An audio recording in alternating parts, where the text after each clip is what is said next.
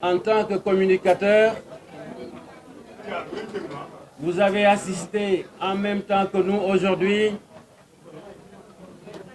à une situation extrêmement grave qui menace l'équilibre et la stabilité de notre pays. Ce matin, vous l'avez constaté, vous l'avez vécu. Encore une fois, la démocratie au Sénégal vient d'être sauvagement agressée par Macky Sall et son régime. Les libertés ont été bafouées. D'honnêtes citoyens ont été violentés par les forces de l'ordre sans aucune raison, si ce n'est que des citoyens honnêtes qui se sont levés ce matin pour défendre la démocratie, la liberté, pour que la justice s'installe définitivement dans ce pays. Nos camarades, membres éminents de la coalition Yewwi Askan Wi, Ousmane Sonko, leader de PASTEF, Barthélémy Diaz, collaborateur et leader dans Taxawu Sénégal du président Khalifa Sall, Malick Gakou, président du grand parti, ont été sauvagement agressés et arrêtés injustement. C'est pour cela que nous avons organisé ce point de presse et je m'en vais donner la parole au président Khalifa Sall qui va vous retracer le cheminement, le processus qui s'est déroulé jusqu'à leur arrestation. Après, le président Déthié Fall, président du PRP, prendra la parole à son tour et nous tirerons les conclusions de ce qui vient de se passer gravement dans ce pays qui est le Sénégal et que nous aimons tant et que nous voulons tout justement qu'il fasse partie des plus grandes démocraties de l'Afrique et du Sénégal. Je donne la parole au président Khalifa Sall qui va vous expliquer. Président Habib Sy, puisqu'il a introduit en français, je vais moi m'exprimer en wolof. Parce que nag jamono day tollu foo xam ne waxtaan ak sa askan dafay war, dafay jot pour que nul n'en ignore. Habib Sy fàttali ni léegi ne depuis ce matin réew mi ak Ndakaaru ñu ngi dund ci jalt ay bàyyi la taqale yoo xam ne kenn xamul lan mooy solo bi li ko wunda mooy régime boo xam ne saa yu jaaxle, saa yu tiitee, saa yu ñàkkee pexe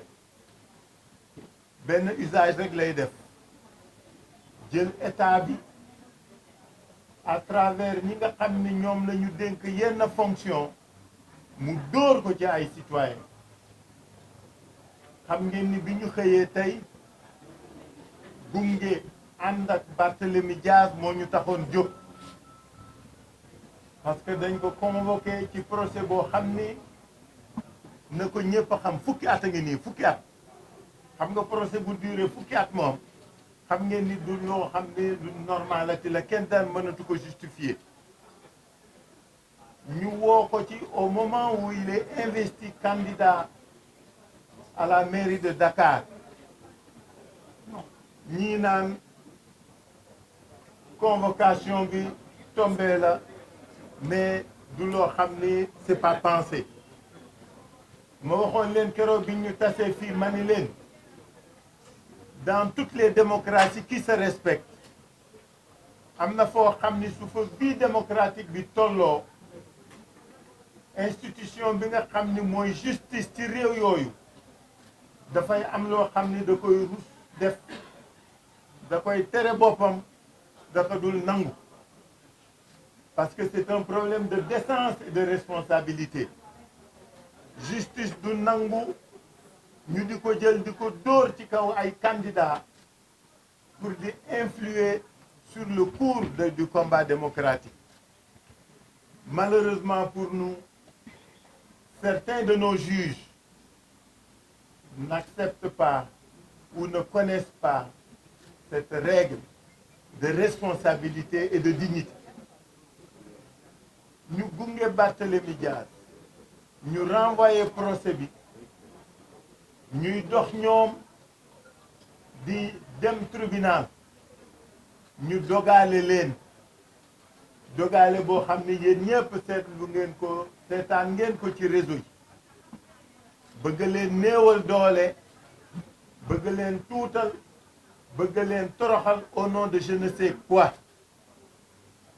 ñuy góor di góor ñu bañ jàmmaarloo bi ñu jàmmaarlooyee ba egg ci situation bi nga xam ne yéen ñëpp vivre ngeen ko ci la ñu dem ñun man ak président Déthié Fall pour trouver une solution qui permette à notre démocratie de respirer parce que jàmmaarloo mooy li mujj mais su mënul ñàkk moom on en use mais suñu mënee am solution aussi dañ ko doxal ñu dem wax ak ñëpp wax ak Bat ak Déthié ak Malick wax ak force de l'ordre yi ñu trouver solution que ni daañu bàyyi Bat ñoom ñu ñibbi seen kër pour que mbooloo mi ak coow li juboon parce que gis ngeen mbooloo mi génn tey maara tey taali macha allah ñooñu suñ leen bàyyee ñu jàmmaarloo ñum dana metti ñu seral fexe ba ñoom Barth génn di njimbi ñu dem ba université élément bip yi def forcing arrêté oto bi ñu jàmmaarloo fa xeex fa ñu yenu leen yóbbu ba ma demee ma wax kilifa yi ba ma dem commissaire central commissariat central dem seeti commissaire central ba pour gis ko pour wax ak moom mu teerooñoo ak melokaan boo xam ne duma ko nettali fii mais pour un haut fonctionnaire jëfinam rafetul jekkul warul on en prend acte parce que nag lu nekk ci nett lay mujj te nag li ci kanam raw li bët tey la suba la ñu dem camp Abdou Diassé bi nga xam ni foofu la élément bip yi yóbbu suñu camarades yi ñu teeru bu rafet parce que ku nekk da ngay wax dëgg waxtaan ak ñun waxtaan yu rafet wax ñu lu dal suñu xel on n'est pas dupe on n'est pas naïf mais lañ ñu wax ñoom à tous les niveaux biñ ma ko waxee muy ñëy seen kilifa yi gën a mag man ak Déthié ñu waxtaan ñu ni suñu nit ñi ne ñu ñibbi parce que liñ ñu waxoon mooy que ni bi ma nee leen mën naa leen yóbbu ñu nangul ma ko xaar loo ma fa 1 heure de temps ñu wàcc ni ma non dañuy bañ la ñu daloon sànq dal ñu ànd di ñibbi ñu defaat cortège nit ñi génn bàyyi leen ñun ñu ñëw yóbbu leen ku nekk seen kër ngoon loolu la ñu kittanteeg ñoom ñu génn fekk nit ñi ci biti ñun leen dem leen ñibbi parce que autorités yi nekk fii jox nañ ñu ay engagement yu leer wax nañ ñu leer ñëpp gis nañ ni ñun ñoo fa taxaw wax ni ñu ñibbi ba ñëpp dem ñun ñu soog a dem donc ñu ngi toogoon fii léegi xaar suñuy camarades yi fekk si ñu léegi la ñu ñoom seen bopp wax ma leen keneen suñu camarades yi ñoo notifié ni woo nañ leen notifié leen seen arrestation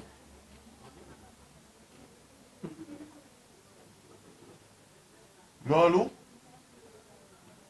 muy lu bees du ay kàddu yu waroo du ay jëf yu ñu bett nag parce que ñiñ ko séqal xam nañ leen